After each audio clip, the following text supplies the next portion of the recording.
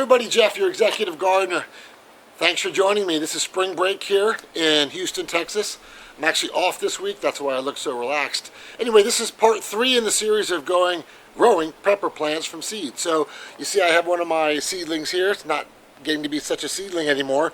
Please be sure to go back and watch part 1, part 2 on how to grow successful pepper plants. So in this episode, I'll give you an update in the last 10 to 12 days, what's happened since part 2 in the series. I'll talk about some of the problems I had and what I'm doing to improve pepper production once these things get a little bit bigger. So hang tight, I'll get behind the camera and give you a close-up. So here are the pepper seedlings. Again, you can go back and watch part 1 of the series, part 2 of the series, and you'll see how the pepper plants are doing. So here they are. Some are growing a little bit faster than others, but let's take a look at them. So since the last part of the series, as you'll see here, I've actually taken these things out. They've been hardened off, and they are outside. They're outside all day. So as you know, pepper plants do require 8 to 9 hours of sun a day, full sun, and they do like the heat to be, the weather to be above 70 degrees, okay? Which it is here in Houston, Texas. It gets a little bit cooler at night, 59, 60, but they're managing just fine. As you can see, it's a very windy day, so they're getting blown all over the place. So let me talk about what's happened since the last time. So other than growth, which you go back to part 2, you'll see the significant growth. But we did have a little bit of cold weather a week or 2 ago, so I put these things inside a tent, a little greenhouse. You've seen my flower house in previous series, but what occurred is that when I put it into the flower house, they got aphids, unfortunately. So, and you'll see, so what I had to do here is I simply took that container, filled it up with soap water, and sprayed very thoroughly under the leaves, over the leaves, and in the soil to kill the aphids. So I've actually successfully killed the aphids, so there are no more aphids on these plants, but there is some damage to the plants, and you'll take a look at the leaves or some damage from, I'll take a look at this.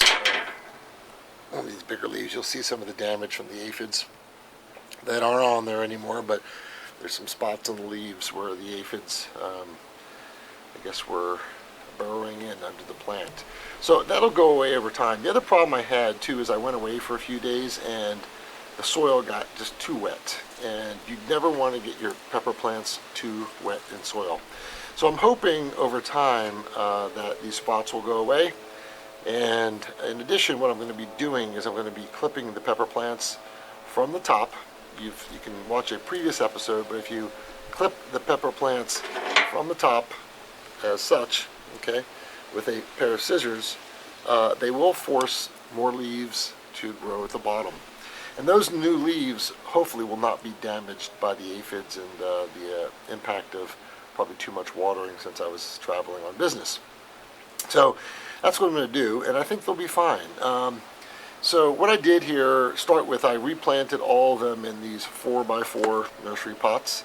I filled the soil with my normal mixture, which is a standard potting mix, Epsom salt, a little bit of bone meal, a phosphorus supplement, and some potassium supplement. So I put them in here, mixed the soil, so they have a good start. I also put worm castings in there as well. So I want to make sure as seedlings they have a good start, and that there's a lot of phosphorus in there. So what I hope happens is that I get a lot of flowers here as these things continue to mature. So here they are. Again, they're a little bit damp still, so I don't have any water. I have them on the bottom of trays here. You'll see there's no water. I want the soil to dry out thoroughly today. It's going to be 80 degrees today, so hopefully it'll dry out. So this is what I'm going to do next is kind of controversial, I guess, in this community. I don't think it should be, but if you take a pair of scissors and you clip the top of the pepper plant as such, okay, and you cut off the top, what it does is it forces leaves out of the side there. And what it also does is it forces the plant's stalk to get thicker.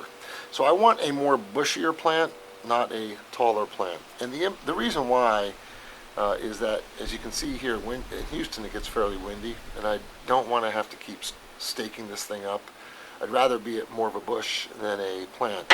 But as it continues to push leaves and branches out the side, you'll see there, it also creates more fruit. So I've had success doing it. I'm not the first person People act like it's a circumcision versus an uncircumcision decision for children, male children, of course. But it's really not that bad. Now, when you do this, what you want to do is make sure you have at least 4 leaves on the plant to sustain, grab the energy from the sun, and still keep the plant growing. And that's what I've done there. So I'm going to clip all the others as well. But my plan here, and I don't want to make this too long of a video, I want to cut this short here, is all of the plants, as you see, are doing well. Okay, some are ahead of others because they're different varieties and they grow at different paces.